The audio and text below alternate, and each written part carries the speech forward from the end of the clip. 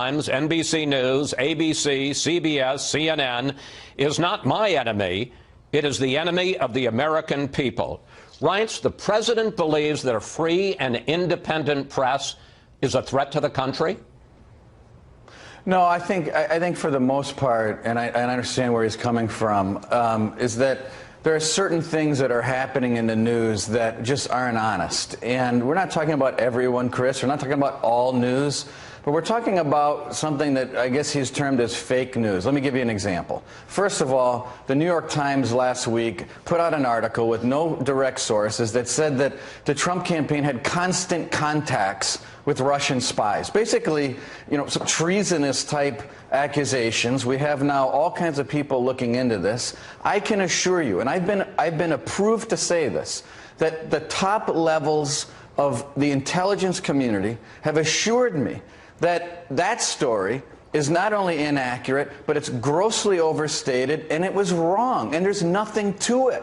And so if I can say that to the American people, then what does it say about the story? The next day, Chris, the Wall Street Journal puts out a story that says that they have anonymous sources that say that the intelligence community is purposely cutting out material from President Trump's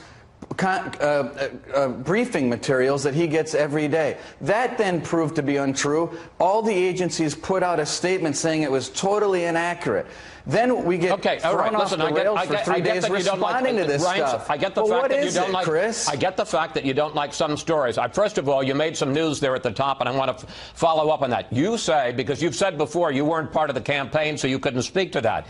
You say that the intelligence community says that there were no contacts between anyone in the Trump campaign, any associate of Mr. Trump, and anybody involved as a Russian agent as to the campaign and collusion in the campaign with Russia. Is that what you're saying? Yeah, they told me, absolutely. They have made it very clear that that story in the New York Times is complete garbage. And quite frankly, they used different words than that, okay? Who was it that said that? And when I read back, who was it that I'm not going to tell you. Well, wait a minute. Wait a minute, Reince. You're just complained about unnamed sources. You're using an unnamed source. Well, because I didn't ask for approval to use their name, but I will tell you this. When I say top-level people, I mean top-level people, okay? So no collusion whatsoever between anybody involved with Trump and anybody involved with Russia in the 2016 campaign?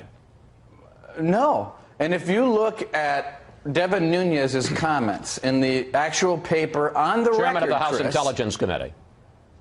He was briefed by the FBI, and what did he do? He turned around and went on the record and said that this story is complete garbage. Okay, but here's the problem. Here we are. Reince, wait a minute. Here's the problem. I don't have any problem with you complaining about an individual story. We sometimes get it wrong. You guys sometimes get it wrong. I don't have any problem with you complaining about bias, but you went a lot further than that, or the president went a lot further than that. He said that the fake media, not certain stories, the fake media are an enemy to the country. We don't have a state-run media in this country. That's what they have in dictatorships. Okay, listen, Chris.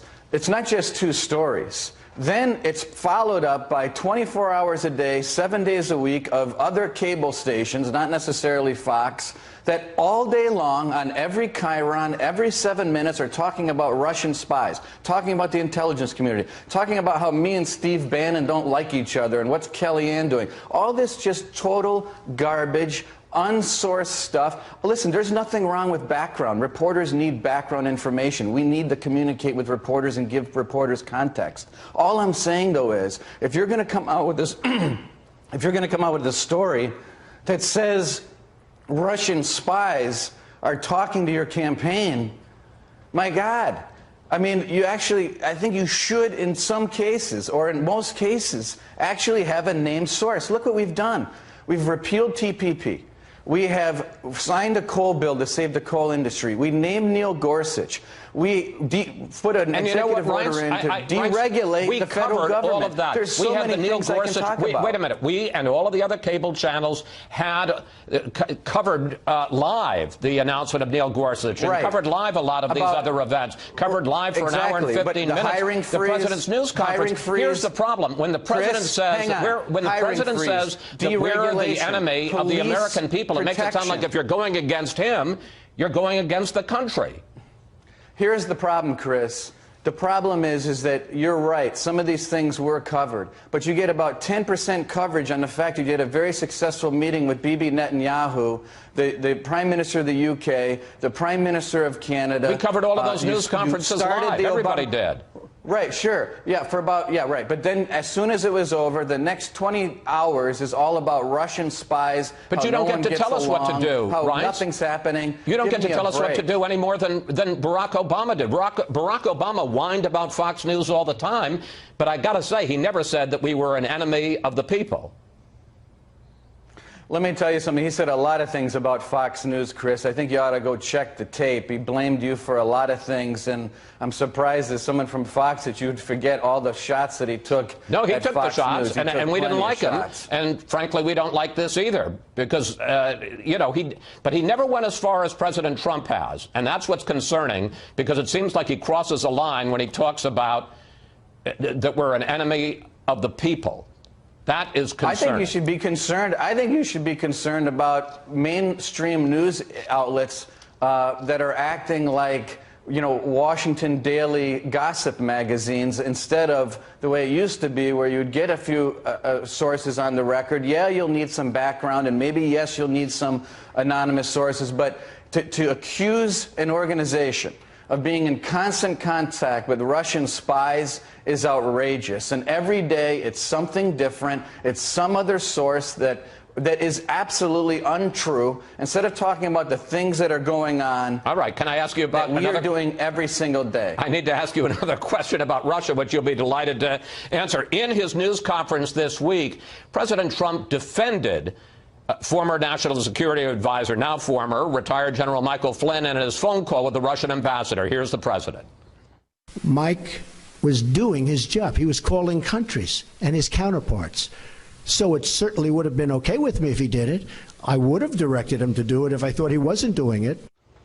I want to be precise here. The president doesn't think there's anything wrong with his pick. He wasn't then in office. For National Security Advisor calling the Russian ambassador to talk about we're going to review and perhaps lift sanctions precisely on the day that President Obama imposed those sanctions because Russia had interfered in the U.S. election. He doesn't think there's anything wrong with that?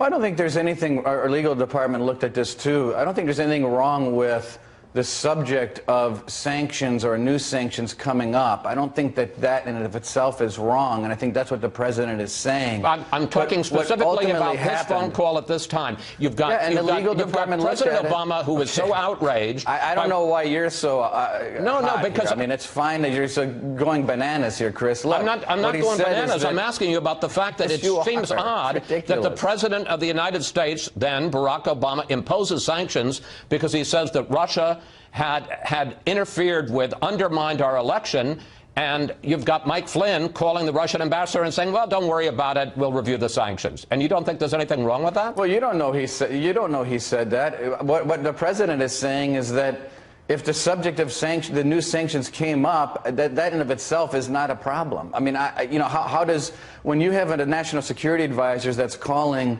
30 different leaders a day, there are a lot of topics of the day that come up. What are these people supposed to do? Well, why did the acting Attorney General Sally Yates warn the White House counsel, Don McGahn? And why was it called into a meeting and you were met with Bannon and the president?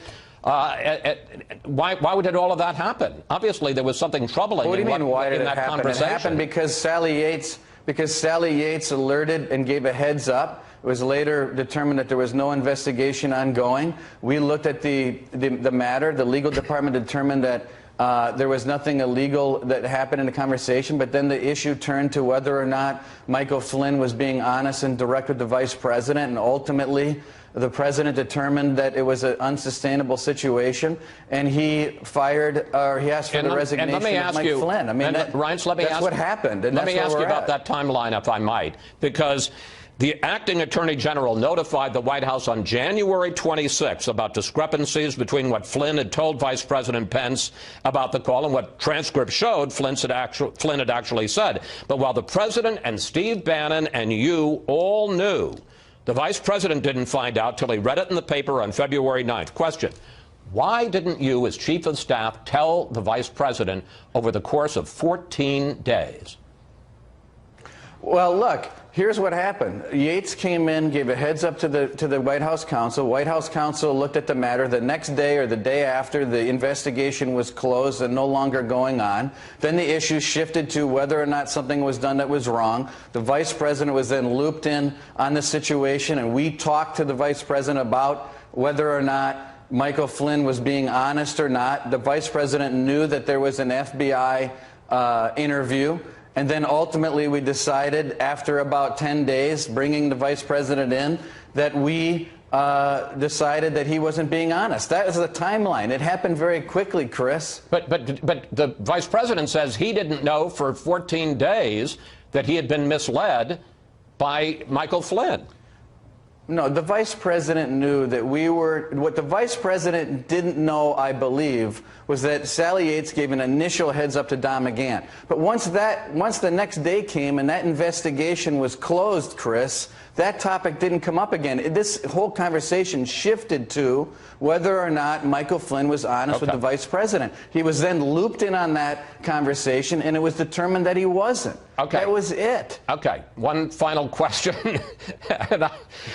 We'll have a better conversation next time, Reince. The president is now trying to find a new national security advisor. In fact, he's interviewing a number of people today.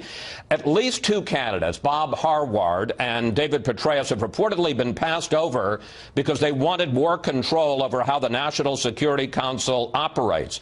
Question: is the president insisting that a political operative, Steve Bannon, play a major role in national security, which appears to be a concern for some of these candidates? Yeah, no. The answer to that is no. And the answer to the first part of the question is, number one, the issue with Admiral Harward never came up. And we haven't really gone down the road with General Petraeus. But as to the staffing at the NSA, the new NSA director can do whatever that he or she wants to do with the staffing at the NSA. But when you said no, are you saying that Steve Bannon, the new NSA director, can say, I don't want Steve Bannon as a formal member of the National Security Council? The president has said very clearly that the new NSA director will have total and complete say over the makeup of the NSC and all of the components of the NSC. And there is no demand made by President Trump on any candidate for NSA director at all. So including getting Steve Bannon out. Because it's very unusual to have a political operative in that role. So those reports that you're citing, those are more fake news stories that are completely untrue. We've never put demands on an incoming NSA director. The NSA director can do whatever he or she wants to do with the NSC and the makeup of the NSC. And the president has been very clear on that topic. And again, here we go, talking about more news articles that are not based on fact. But you know what I did, Reince? But our word doesn't matter. I asked you about it, and that's how good reporters find out whether or not something's true. Well, you're a good reporter, because you're a good reporter. Reince, thank you. Thanks for your time today. Always good to talk with you, sir.